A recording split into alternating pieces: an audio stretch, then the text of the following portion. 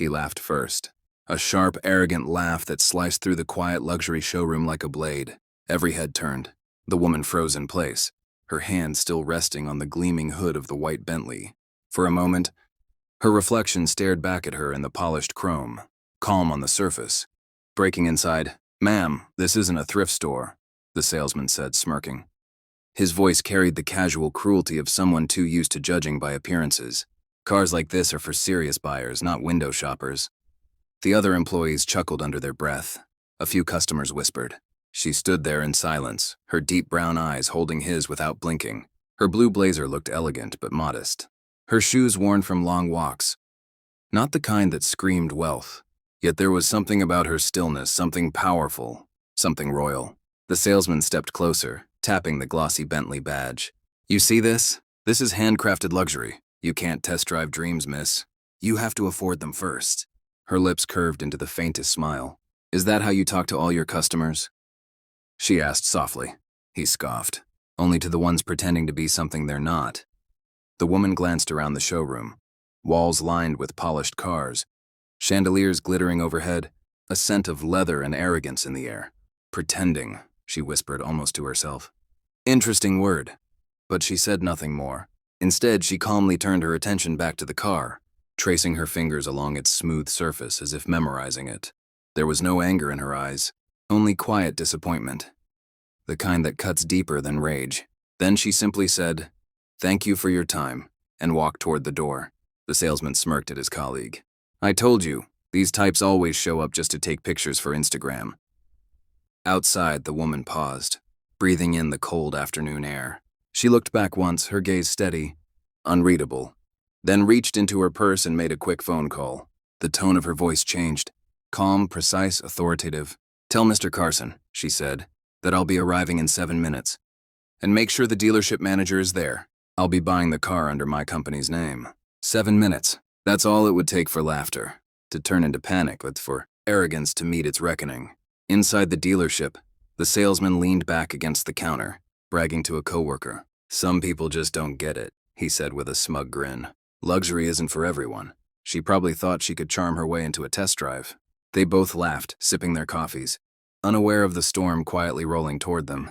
7 minutes later, the glass doors swung open. The same woman entered, but this time she wasn't alone. 2 sharply dressed men followed her, one holding a sleek black folder embossed with a golden company logo. Her presence changed the air itself. Conversations halted. The laughter died mid-sentence.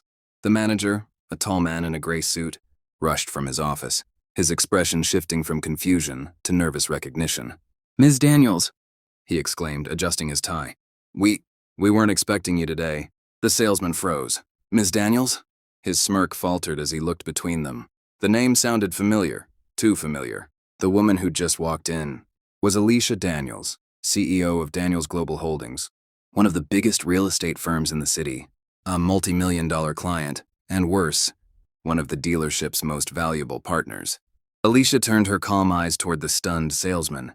"Good afternoon," she said evenly. "I was just here earlier. I believe your salesman told me luxury wasn't for everyone." The room went still. Every employee glanced at one another, realizing instantly what had happened. The manager's face turned pale. "Ms. Daniels, please forgive any misunderstanding." But Alicia raised a hand, silencing him. No, let's not interrupt him. I'd love to hear his thoughts again. Maybe he can explain what a serious buyer looks like." The salesman stammered, his voice cracking. "Ma'am, I didn't mean, I just thought—" Alicia stepped closer, her tone steady and sharp. "You thought what? That someone who looks like me can't afford this?" Her words weren't loud, but they carried a weight that filled the room. "Tell me, how many women like me do you assume aren't serious buyers?" He swallowed hard, his confidence collapsing under the silent eyes watching him. Alicia opened the folder, revealing signed documents. "Manager Carson, please prepare the paperwork for this Bentley. Full payment. Company purchase." The manager nodded quickly, trembling. "Of course, Ms. Daniels, immediately." She handed over her black card, its platinum edges glinting beneath the lights, and gave the salesman one final glance. 7 minutes ago, you judged me. Now you'll watch me buy the car you said I couldn't even touch." The salesman's face flushed red. He wanted to speak, to apologize, but his voice refused to obey. His arrogance had turned to ash. As the papers printed, Alicia's assistant leaned in and whispered something to her. Alicia smiled faintly. Oh, one more thing, she said to the manager. Make sure he's the one who personally delivers my car. I'd like him to experience humility the way I experience humiliation. The manager hesitated. Of course, Ms. Daniels. Absolutely. The salesman looked down, shame spreading through him like a cold wave. He'd mocked her for stepping close to a car she could own in cash. And soon, he'd be forced to hand her the keys himself. To kneel, figuratively and literally, before the woman he'd tried to belittle. The dealership was silent that morning. Unusually silent. Every staff member knew what day it was. The day Ms. Alicia Daniels would receive her Bentley. The day their arrogant coworker Mark would have to deliver it himself. He stood by the car now, dressed in his best suit, palms sweating. The same car he had mocked her for touching gleamed under the showroom. Lights, spotless, majestic, worth more than his entire yearly salary. Each reflection in its mirror-polished surface seemed to remind him of his mistake. When the manager walked by, he whispered under his breath, "Do I really have to deliver it? Can't someone else?" The manager cut him off sharply. "She specifically requested you." "Mark, you should be grateful she didn't ask for something worse." Mark swallowed hard, nodding. He'd heard stories like stories of powerful people who ruined careers with a single phone call. His arrogance had evaporated the moment he learned who she was. Now fear lived in its place. A black SUV arrived first, tinted windows, quiet authority. Then Alicia stepped out. She looked radiant, poised, effortlessly elegant. Not flashy, just powerful in the kind of way that didn't need proving. Every employee straightened as she approached, her heels clicking against the marble floor. She stopped right in front of Mark. "Mr. Mark," she said calmly, "I believe you have something for me." He nodded quickly, fumbling with the key fob. "Yes, ma'am. Congratulations on your purchase." She tilted her head, her expression unreadable. "Do you remember what you told me last time I stood here?" Mark's throat went dry. I was out of line, ma'am. I didn't realize who you were." Alicia's eyes sharpened. "That's the problem, isn't it? You respect titles, not people." He lowered his head, guilt pressing down on him. "I'm sorry," he murmured, but his voice was barely audible. Alicia turned to her assistant, who was filming part of the handover for company records. "No," she said softly. "I want him to say it properly. Look at me, Mark." He looked up, trembling. "Say it like you mean it." Mark's voice cracked as he spoke.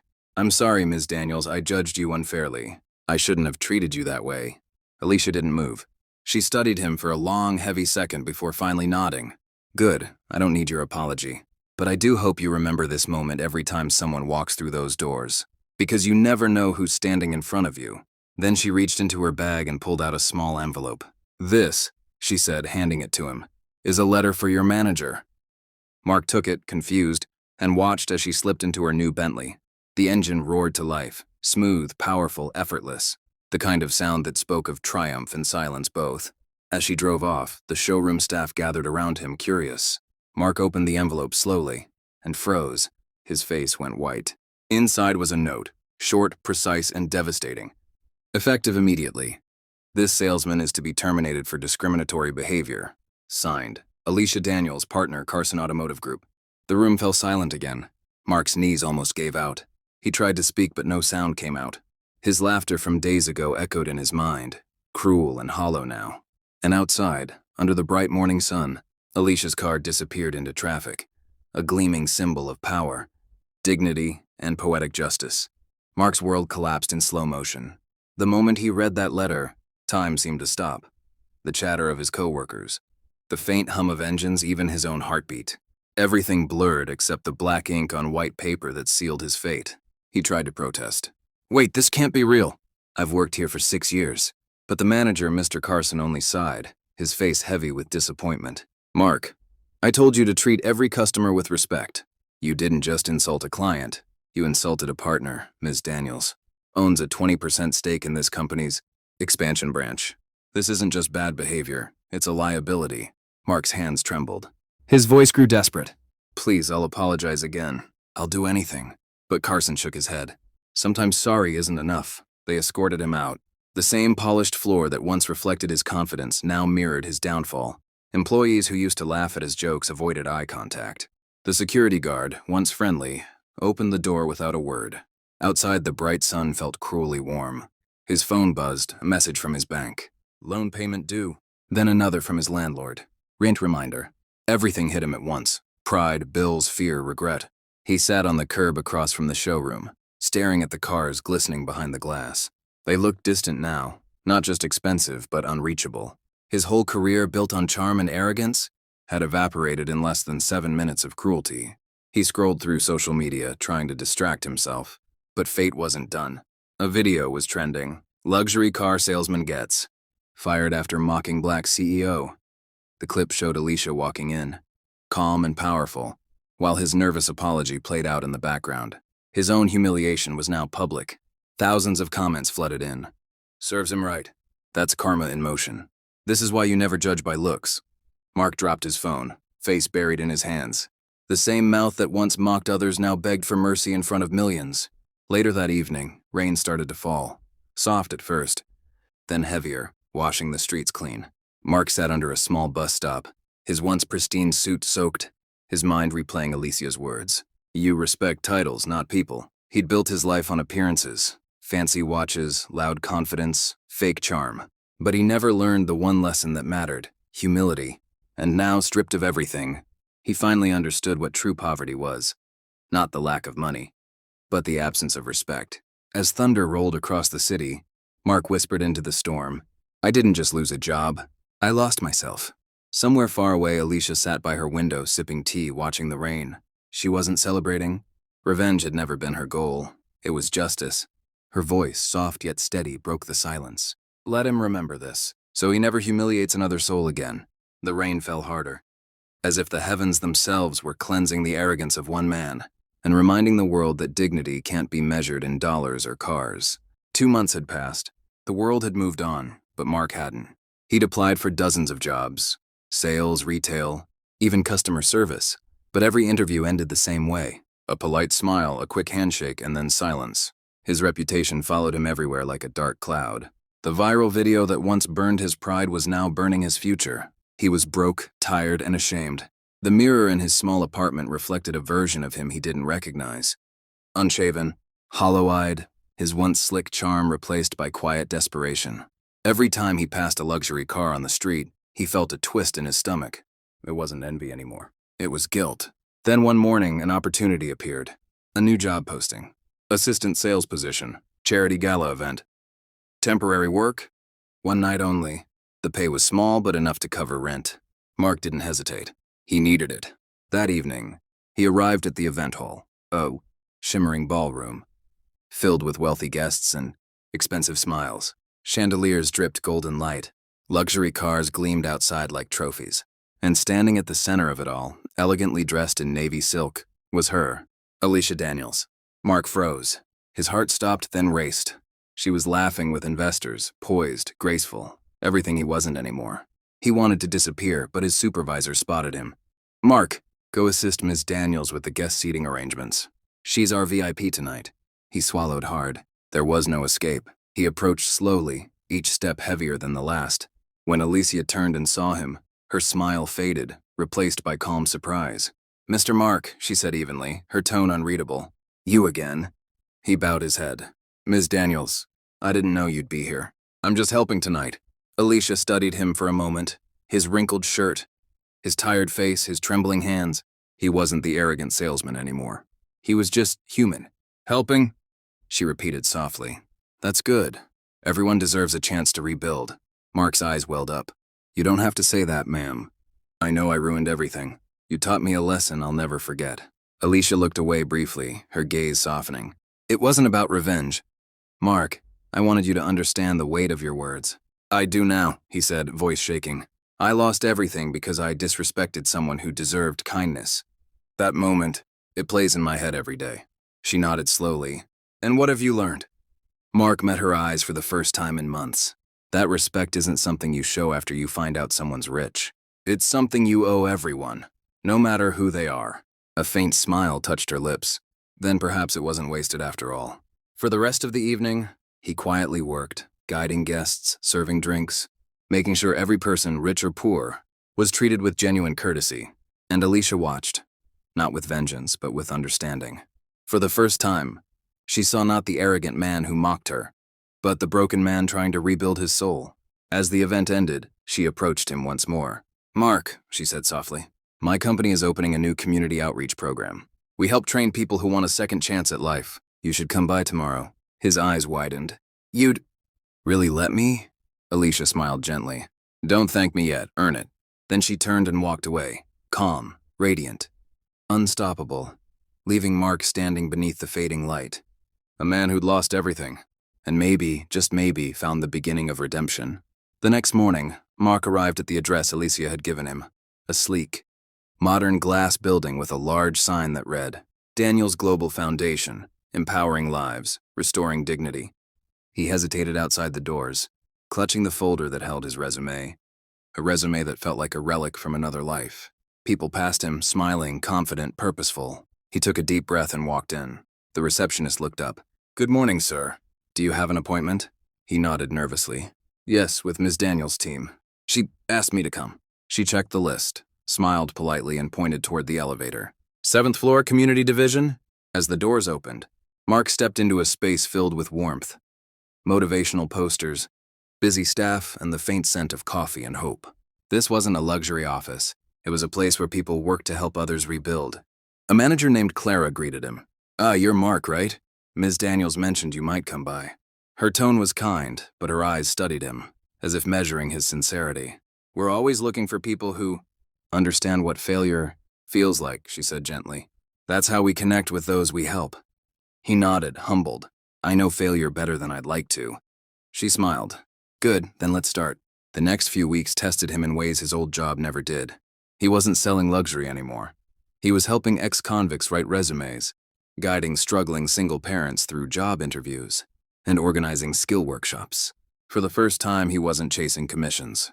He was chasing meaning. But every day he saw Alicia's name on office memos, meeting schedules, and foundation newsletters, and it reminded him of the humiliation he'd caused her. He often wondered if she truly forgave him, or if this was her silent lesson continuing. One evening, while stacking files, he heard a familiar voice behind him. You've been doing good work, Mark. He turned. Alicia stood there, calm as ever, dressed simply in a white blouse and gray blazer. There was no distance between them now. No showroom floor, no luxury car, just two people, connected by the strange symmetry of fate. He nodded respectfully. I'm trying my best, ma'am. She smiled faintly. I can see that. People notice when your effort comes from guilt, but when it starts coming from gratitude, that's when it changes you. Her words struck deep. I think I'm starting to understand that, he said quietly. For years, I thought success was about money. Now I see it's about meaning. Alicia looked at him thoughtfully. Then you're learning faster than most. Before she left, she placed a small card on his desk. We're hosting a youth mentorship event next week. I want you to represent our team. Tell your story. Be honest. Mark froze. You want me to speak? In front of people?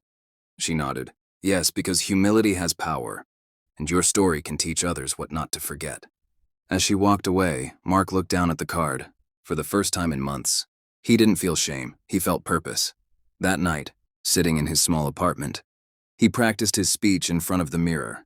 The same mirror that once reflected his arrogance, now showed a man rebuilding piece by piece. Not a salesman, but a survivor. He didn't know it yet, but the man who once laughed at dignity was about to become the voice reminding others to never lose it. The day of the mentorship event arrived like a quiet storm. Rows of chairs filled the foundation's main hall. Banners hung across the walls. From struggle to strength, every story matters.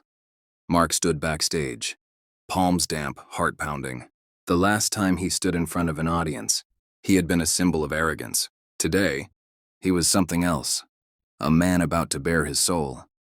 Through the curtain, he could see Alicia seated in the front row, surrounded by community leaders and young students. Her presence was calm, steady, encouraging. She gave him a small nod, the kind of nod that said, "You can do this." When his name was announced, the applause startled him. He stepped forward slowly, gripping the microphone with trembling hands. The lights were warm on his face, and the silence in the room felt sacred. He took a deep breath. "Good evening," he began, his voice cracking slightly. "My name is Mark. A year ago, I thought I understood success. I sold luxury cars to people with more money than I could imagine. I thought respect was something you earned by wearing the right suit or driving the right car." He paused, eyes sweeping over the crowd. "Then one day I laughed at the wrong person." The audience fell still. He continued, voice trembling but strong. "A woman came into my showroom. humble, graceful, quiet. I judged her by her clothes, not her character. I told her she couldn't afford what she was looking at. 7 minutes later, I was begging for mercy. Whispers moved through the audience. Alicia sat motionless, her expression unreadable. Mark smiled sadly. I lost my job that day, but what I really lost was my humanity. And she gave it back to me in the most unexpected way. Not by destroying me, but by teaching me. He looked down, fighting emotion. You see, life has a cruel way of humbling us. But sometimes humility is the greatest gift. Because only when you lose everything that doesn't matter, do you realize what truly does. He looked up, eyes glistening. Now I work here, helping people rebuild their lives. Just like I'm rebuilding mine. Every time I see someone walk through our doors, scared, unsure, judged by the world, I remember how that felt, and I remind them, you are not your mistakes. The hall was silent for a heartbeat. Then, slowly, applause began. It grew louder, rising like a wave of emotion. Some people were wiping tears. Even Alicia's usually composed face softened. Her eyes glimmered with quiet pride. When the applause finally faded, Alicia rose from her seat and approached the stage. She took the microphone gently. Thank you, Mark, she said, her voice warm but firm. You just reminded everyone here that the greatest success story is not how high you rise, but how deeply you grow. The crowd erupted again, standing, clapping. Not for a salesman, but for a man reborn. As Mark stepped down from the stage, he caught Alicia's eye. She smiled. Not as a superior, not as a victor, but as someone who had seen his heart change. And for the first time since that fateful day in the showroom, Mark felt light again. Not because he'd earned forgiveness, but because he'd finally forgiven himself. A month after the event, Mark's life had started to find rhythm again. He arrived early every morning, greeting everyone with sincerity, pouring coffee for interns, listening to people's stories. The arrogance that once shaped him was gone, replaced by a quiet gratitude. He didn't make much money, but every night he went home proud. For the first time, his work meant something. One afternoon, Clara, his manager, rushed into his office. Mark, Ms. Daniels wants to see you in the boardroom. It's urgent. Mark's heart jumped. Alicia rarely summoned anyone directly unless it was important. He straightened his shirt, ran a hand through his hair, and made his way upstairs. The boardroom was sleek and bright, with a city view stretching across miles of glass. Alicia stood near the window, reviewing a stack of documents. When she turned, her expression was serious, but not unkind. Mark, she said, I need your help with something. Something big. He blinked. Me, ma'am? Yes. She slid a folder across the table. We're expanding the foundation's reach into underprivileged communities. We want to open training centers in partnership with local businesses, and one of the companies that approached us happens to be Carson Automotive Group. Mark froze. That name hit him like thunder. Carson, as in my old dealership? Alicia nodded. Yes. They've realized their reputation took a hit after that viral incident. They want to rebuild their image through charity collaborations. She paused, letting the silence linger. Their manager personally requested you to help lead the project. Mark's mouth went dry. He requested me? Alicia's gaze softened slightly. Yes, I think he's trying to make things right too. The room was quiet for a long moment. Finally, Mark exhaled, shoulders heavy. Ma'am, I don't know if I can face them again. Alicia walked closer, her tone steady. Sometimes the greatest power isn't in revenge. It's in walking back into the place that broke you and showing them what strength looks like. He looked up at her, eyes full of emotion. You really think I can do this? She smiled faintly. You already have. The man who stood on that stage a few weeks ago isn't afraid anymore. Mark nodded slowly, gripping the folder with trembling hands. Then I'll do it. Not for them, but for everyone watching who's been judged like I was. Good, she said, her voice proud. That's exactly why I chose you. A week later, Mark stepped once again into the same dealership that had once mocked him. The same glass doors, the same polished cars, the same smell of new leather and ego. But everything felt different now. He was different. Employees whispered as he walked in. The manager approached, nervous but polite. Mark, thank you for coming, and I'm sorry for what happened before. We were all wrong. Mark smiled gently. That's behind us now. Let's build something better. As the meeting began, he spoke confidently, passionately, explaining how respect and representation could reshape their brand. And by the end of the presentation, everyone in that room, even the proud executives, were nodding. When he stepped outside afterward, Alicia was waiting by her car. How did it go? She asked. Mark grinned for the first time in a long while. It went better than I ever imagined.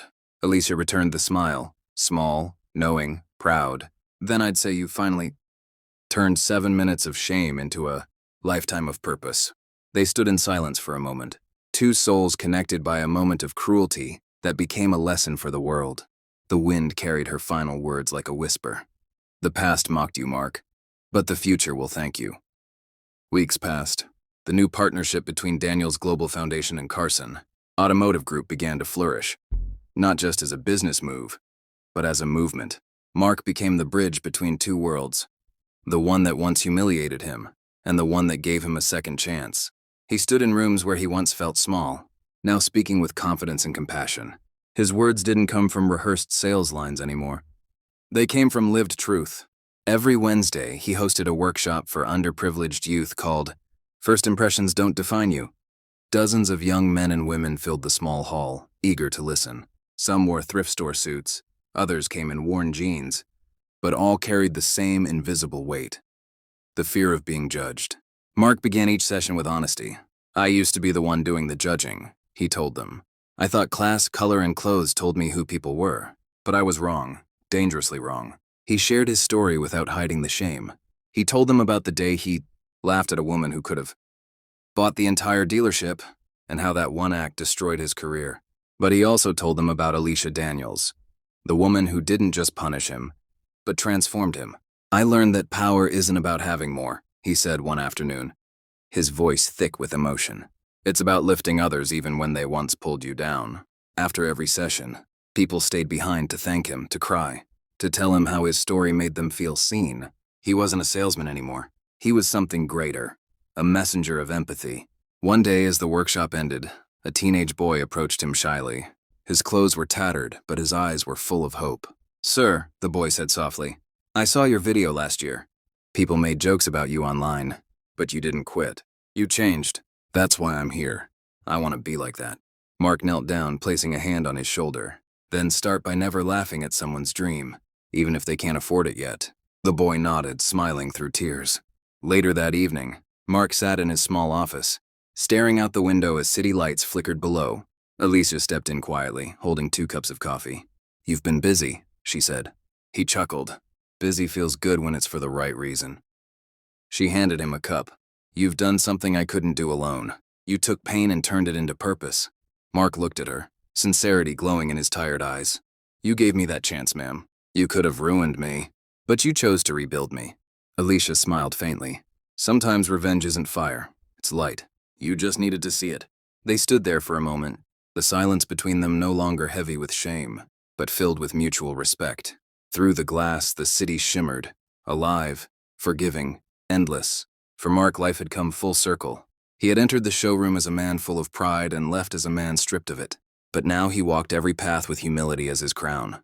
And as he watched a group of young trainees pass by the office, laughing, hopeful, unbroken, he realized the greatest luxury in the world wasn't a car or a title. It was dignity. The night sky was velvet black, sprinkled with the soft shimmer of city lights. The Foundation's annual gala had just ended, the biggest night of the year. Laughter and music still echoed faintly through the halls as Alicia and Mark stepped outside together, walking toward the parking lot. Alicia's limousine waited nearby, sleek and silent. But instead of heading straight to it, she paused and looked up at the stars. Her eyes were reflective, distant. Mark noticed. You okay? He asked softly. She smiled faintly. You know, Mark, people see the suits, the success, the power. They think I was born into all this. But I wasn't. He tilted his head, surprised. I grew up in a small town, she continued. Single mother, no money. People laughed when I said I'd own a company one day.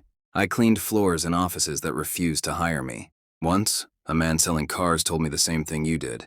People like you don't belong here. Mark froze, the memory of his own cruelty cutting deeper. I didn't know. Alicia smiled gently. You couldn't have. That's the irony of life, Mark. We judge the world by our own limits. That salesman? He doesn't even remember me. But I remember how he made me feel. That's what inspired me to build what I have now. Not just success, but a place where people are seen. Her gaze shifted to him. That's why when I saw you in that showroom, I saw my past. I saw the same ignorance that once mocked me. And I thought, maybe this time I can change the story. Silence settled between them. Not heavy, not awkward, just real. Mark's voice cracked. You did. You changed me, Alicia, forever. She smiled. No, Mark, you changed yourself. I just gave you the mirror. For a moment, the two stood in quiet understanding. The distant hum of the city wrapped around them like a memory. Finally, Alicia opened the door to her limousine.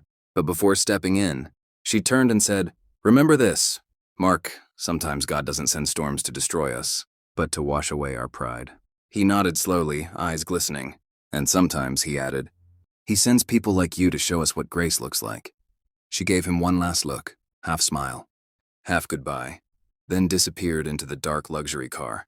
Mark stood there for a long while, the cool wind brushing against his face. The streetlights shimmered on the wet pavement, and in his reflection on a car window, he didn't see the man who once laughed. He saw the man who finally understood. And as her car disappeared into the distance, Mark whispered to himself almost like a prayer. The greatest mercy is when life teaches you through the people you hurt. Then he walked back toward the foundation, toward his purpose, his redemption, and a life forever changed. Because in the end, Alicia's revenge hadn't been in destroying him, it was in transforming him, and that was mercy in its purest, most powerful form.